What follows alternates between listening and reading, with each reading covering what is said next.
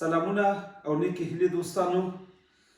یو هغه پوښتنه چې مانه ډیره زیات کراته شوې ده، څنګه کولی شو خپل وزن کم کړو؟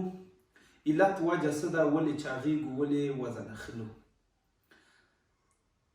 جواب ډیر ساده ده. راځو ولې موږ وزن اخلو او څنګه کولی شو په اسانه ډول خپل وزن د لاسه ورکړو او کم کړو. لومړی تر ټولو مهم چې دی هغه خواړه دي. کومو خوړو نه موږ استفاده کوو؟ د انسان بدن چې دا دوستانو خوړو نه انرژي ترلاسه کوي، او هر کله موږ چې خوړو نه انرژي ترلاسه کوو یو مقدار یې مصرفوو انرژي.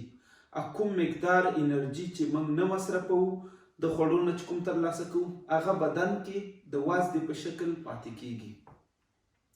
نو همداسې څومره چې زیاته ډوډۍ خورو، کم ګرځو، کم انرژي مصرفوو، همداسې دغه انرژي بدن کې پاتې کیږي او هغه د وازدې په ډول د خېټې نه د نورو بدن نه ټول داسې چاپیریږي. څنګه کولی شو دې نه ځان خلاص کړو؟ څنګه کولی شو وزن کم کړو؟ راځو دې پوښتنې جواب ته.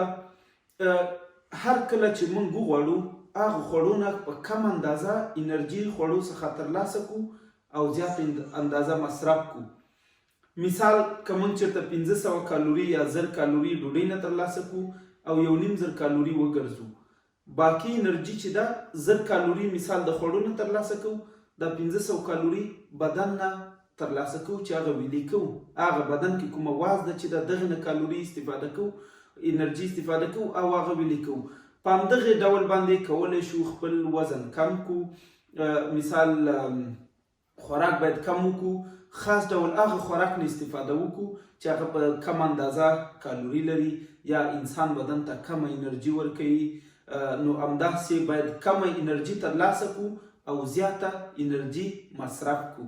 دلته چې کله موږ کمه انرژي خوړو نه ترلاسه کوو او زیاته مصرف کوو بیا زموږ بدن وزن ټیټیږي.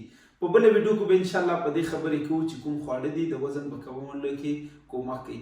دا زما یوټیوب ده دوستانو، لایک او سبسکرایب وکړئ. در سره ډیره مننه.